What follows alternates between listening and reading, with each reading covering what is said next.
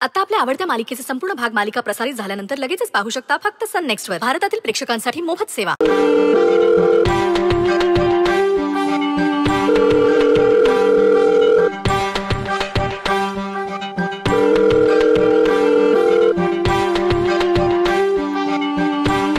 हा मामाने जो नंबर दिलाय ना त्यावर एकतर कुणी फोन उचलत नाही, उचलला तर बोलत नाही. 101% हा मामा फसवतोय मला. त्याने ओळखलं नाहीये मला अजून. मला भेटू दे, याचा गळाच दाबते मी. अगं शांत हो रे होती. त्या मामाचा गळा दाबून काय उपयोग? त्यापेक्षा आहे ना तू गौरीच्या नवऱ्याला गाठ, त्याच्या हातात पैसे ठेव आणि मग बघ तो कसं तुझं काम करतो. अगो हे भिकारडे लोक पैशासाठी वाटेल ते करतात.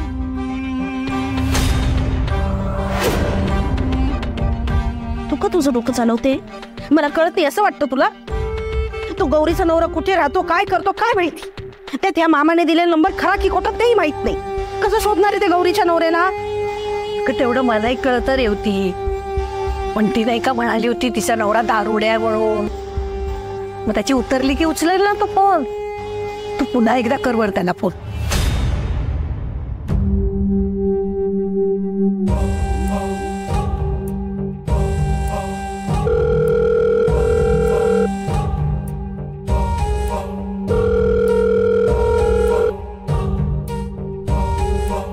फोन उचलला ना की आधी त्याला पत्ता विचार आणि नाही सांगितला तर दम दे त्याला. मध्ये मध्ये बोलू नकोस ना. देवा, मी जो निर्णय घेतलाय त्याच्यावर ठाम राहण्याची ताकद दे बरं मला. हे बघ, माझ्यामुळे रुद्र सरांना काही त्रास झाला ना तर मी स्वतःला कधीच माफ नाही करू शकणार. अरे, मी जो निर्णय घेतलाय तो दोघांसाठी योग्य आहे आणि त्यातच आमचं भलं आहे.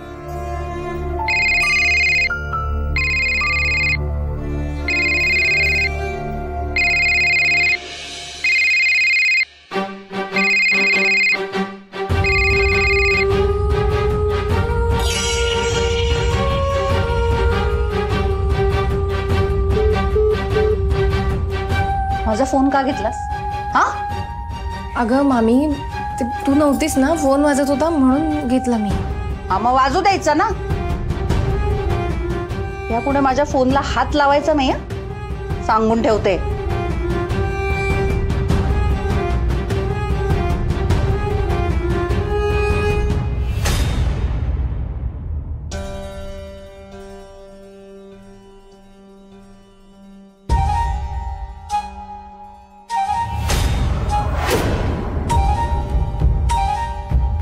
फक्त एकदा फोन उचलू दे का माझा, आणि फोन उचलून बोलू देत, मग बघते याच्याकडे.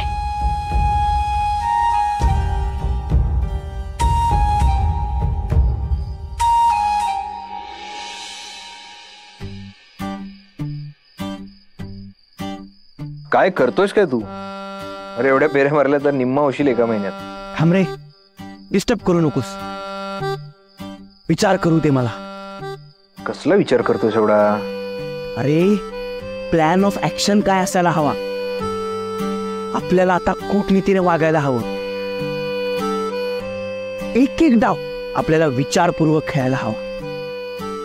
काही युद्धावर चाललोय का आपण? युद्ध जिंकणं सोपं असतं मित्रा, पण प्रेम जिंकणं महाकठीण असतं. गरमागरम भजी आणली. वहिनी, वा वा वा वा, क्या बात आहे. पोटात असं खमंग गेलं ना की डोक्यात विचाराचे तरंग उठायला लागतात. हो, पण तुमच्या या खेळात माझ्या मैत्रिणीला त्रास होणार नाही याची मात्र काळजी घ्या. काय ना, हळवी आहे बिचारी. काळजी करू नका वहिनी. गौरीजींना त्रास होईल असं मी कधीच काही करणार नाही. उलट मी यालाच सांगत होतो, बस झाला आता. त्यांचा चेहरा बघून मलाच कसं तरी झालं. वहिनी, रुद्र असाच आहे. मग चांगलंच आहे ना पुष्पा भाऊजी. कसं असतं ना, प्रत्येक मुलीला तिच्या आयुष्यात एक असा जोडीदार हवा असतो जो तिचा आदर करेल, तिला महत्व देईल आणि तसंही नवरा बायकोच्या नात्यात आदर हा दोन्ही बाजूंनी असावा लागतो. हे समजू शकणारा पुरुष जिचा जोडीदार असतो ना, ती सगळ्यात भाग्यवान. पण वहिनी, एक रुद्र सगळ्या मुलींना कसा मिळणार ना? खरंय तुमचं. कधी कधी तर मला खूप आश्चर्यच वाटतं. नंदाईने या दोघांवर समान संस्कार केलेत, तरी हे दोघे वेगळे कसे?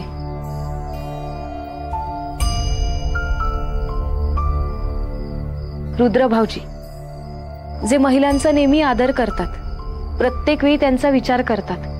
खरं सांगू ना तर मी पहिल्यापासून एक साधं स्वप्न जगत होते. खूप काही अपेक्षा नाहीयेत मला माझ्या आयुष्याकडून. हा फक्त जीवाला जीव देणारा जोडीदार असावा असं वाटत होतं. पण काय?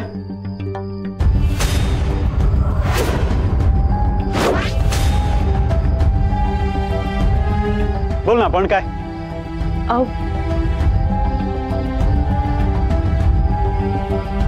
सांग, तुझा नवरा कसा नालायक आहे सांग लोकांना.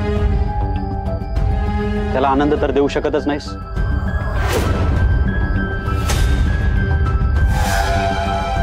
पण तो कसा चूक आहे ओरडून सांग लोकांना. तेवढं मस्त जमतं तुला. नवरा बायकोच्या पर्सनल गोष्टी अशा लोकांसमोर बोलताना लाज नाही वाटत तुला? नाही नाही, मी फक्त ते त्यांना. ए गप्पा बस.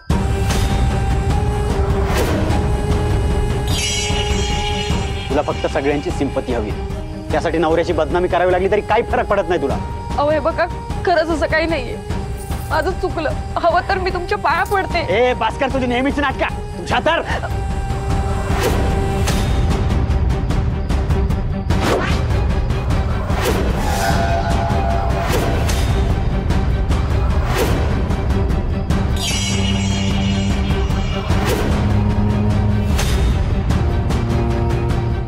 भाऊजी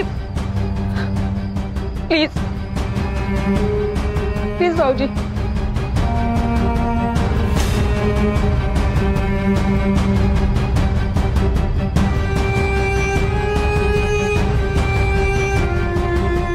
अहो हे बघा, खरंच मी असं काही नाही केलंय.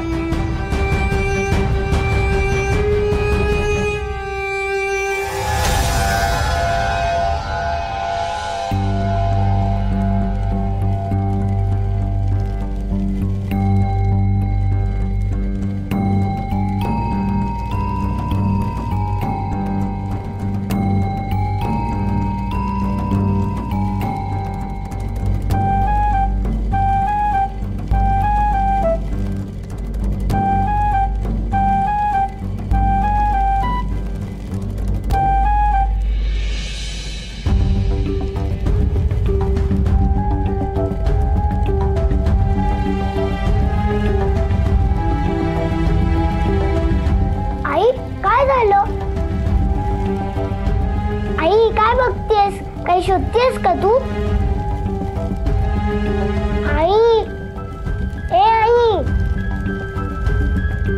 आई, कोणी येणार आहे का आपल्या घरी? नाही, कोणी नाही.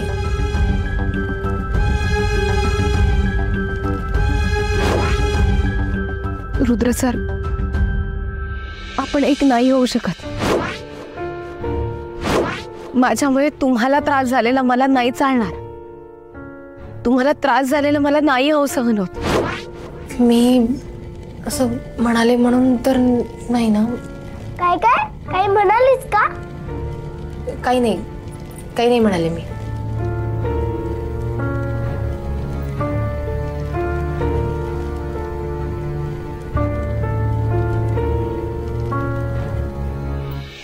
सगळं पितळ उघडं पडलं असतं आपलं. त्या बाईचा फोन गौरीने उचलला असता तर. तुम्हाला काय, तुम्ही नंबर देऊन मोकळे झाला. निस्तरणार कोण? ही बाई ना पिच्छा पुरवणार आहे आता आपला. तुम्हीच बघा काय करायचं ते.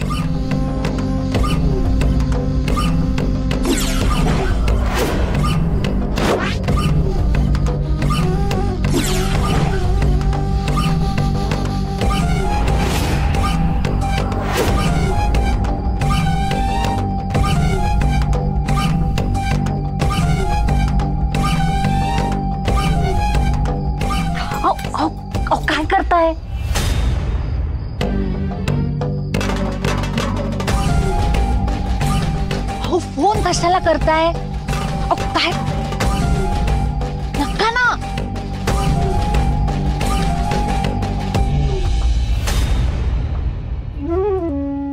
भिकारडी मेड आहे. एक संधी सोडत नाही मला त्रास द्यायचा. रेवती पैठणकर कुणामुळे त्रासलीये? फालतू मेडमुळे. कसं वाटतं ऐकायला?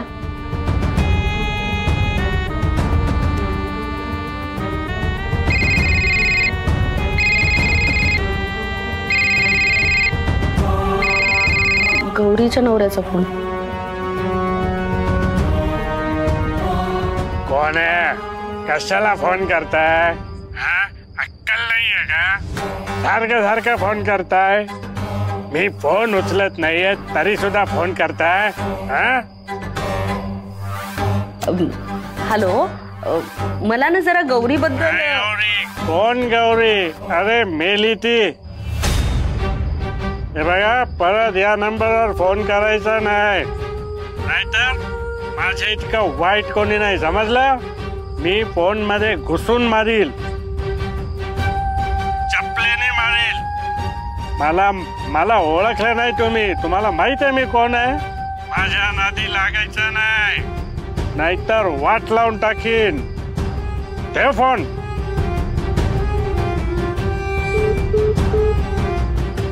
आत्ता घे, आत्ता नाही फोन येणार.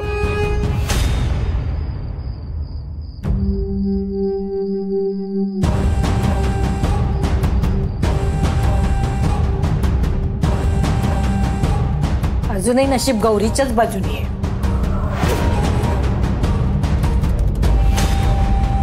तू खाण्याचं काम कर ना.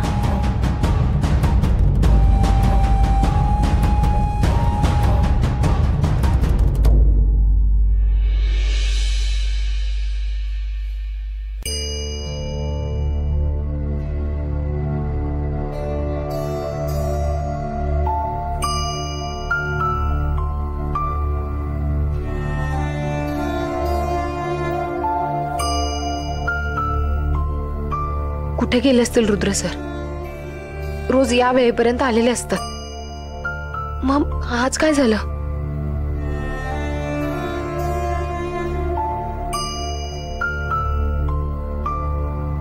चिडचिड पण करतात. रागात काही करणार तर नाहीत ना?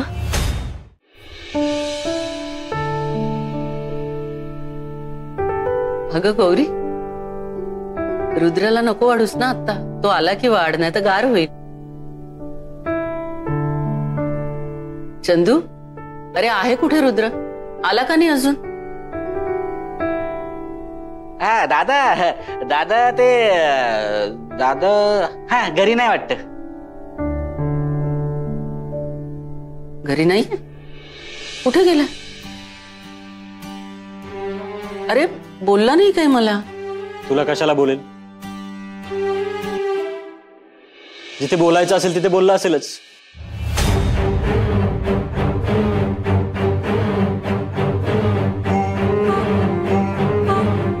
काय ग? तुला माहिती असेलच ना तुझे लाडके रुद्र सर कुठे गेले ते?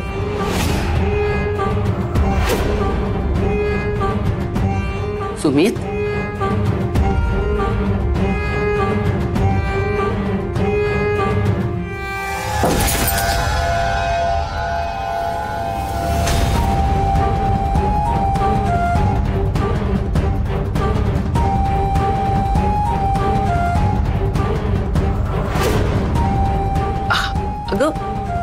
श्वेता काय? मी नॅपकिन आणतो. मी आलेच. बिट्टी शोधत असेल मला.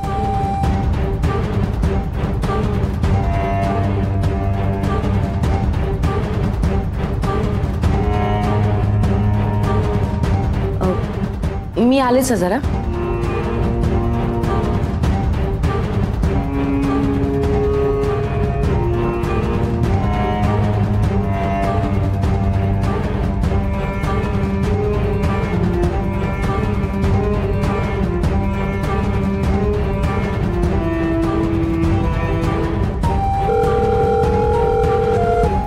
हॅलो, निघाली.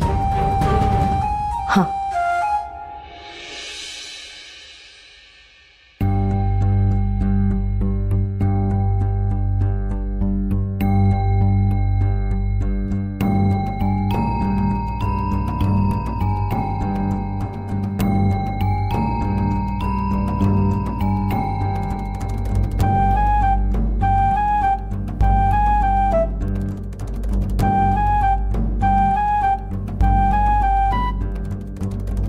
कुठे गेले असेल रुद्र सर?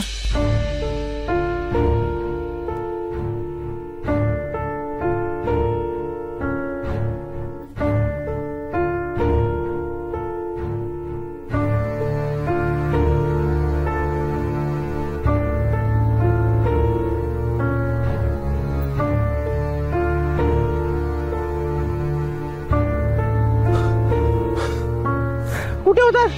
कधीच शोधतोय. काय झालं पुष्पाजी? अहो रुद्र. रुद्र सर, रुद्र सरांना काय झालं? बोला ना पुष्पाजी, बरे आहेत ना ते? आता बरं आहे, पुढचं माहित नाही. म्हणजे आता कसं सांगू तुम्हाला? पुष्पाजी बोला ना पटकन. गौरीजी, रुद्र संन्यास घेतोय. काय? का? तुम्ही ओळखता ना रुद्राला? तो नेहमी असे टोकाचे निर्णय घेतो. मागच्या प्रेमभंगामुळे दारूच्या आहारी गेला होता. तुम्ही बघितलं ना किती दारू प्यायचा तो, आणि यावेळी डायरेक्ट संन्यास. पण असं कसं करू शकतात ते? गौरीजी, तुम्हाला माहिती ना रुद्राचा स्वभाव कसा आहे. त्याने ठरवलं की ठरवलं, मग तो कुणाचंही ऐकत नाही. अहो तो सगळं सोडून द्यायला निघालाय. ऑफिस मध्ये गेलाय प्रोजेक्ट बंद करायला. ऑफिस मध्ये.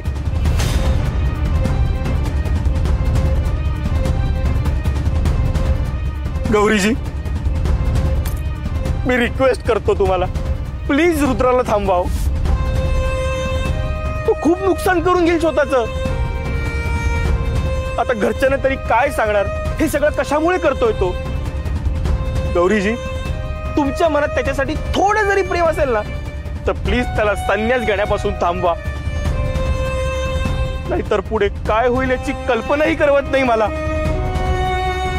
गौरीजी, तुम्हीच काहीतरी करू शकता. प्लीज तुम्ही काहीतरी करा. पुष्पा भाऊजी, का तुम्ही तिला भरीस पाडताय? तिच्या मनात असं काही नाहीये. नाहीये ना गौरी? आणि हे बघा, रुद्र भाऊजींबद्दल तिला प्रेम वगैरे काही वाटत नाही. मग कशाला हे सगळं?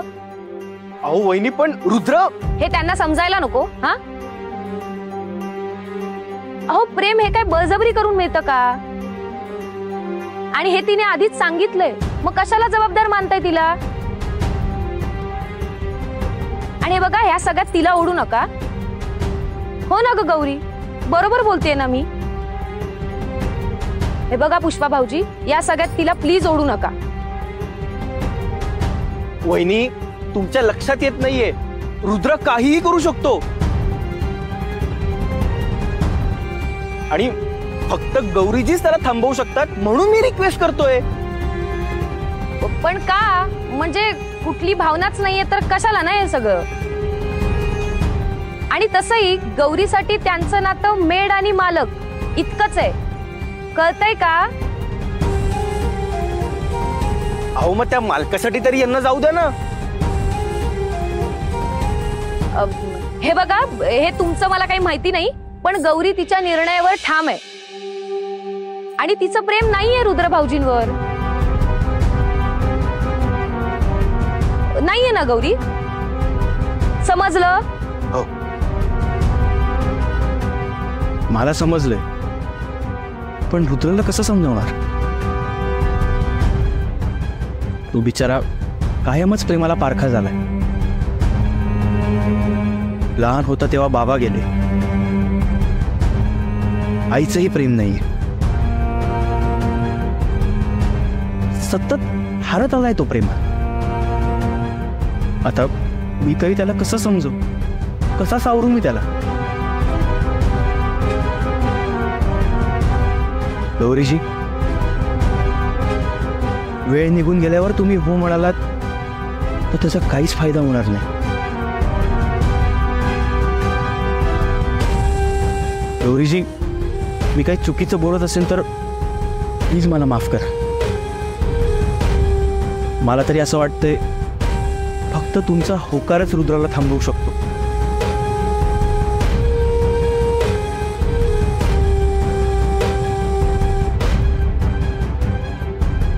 बाकी सगळं तुमच्या हातात आहे.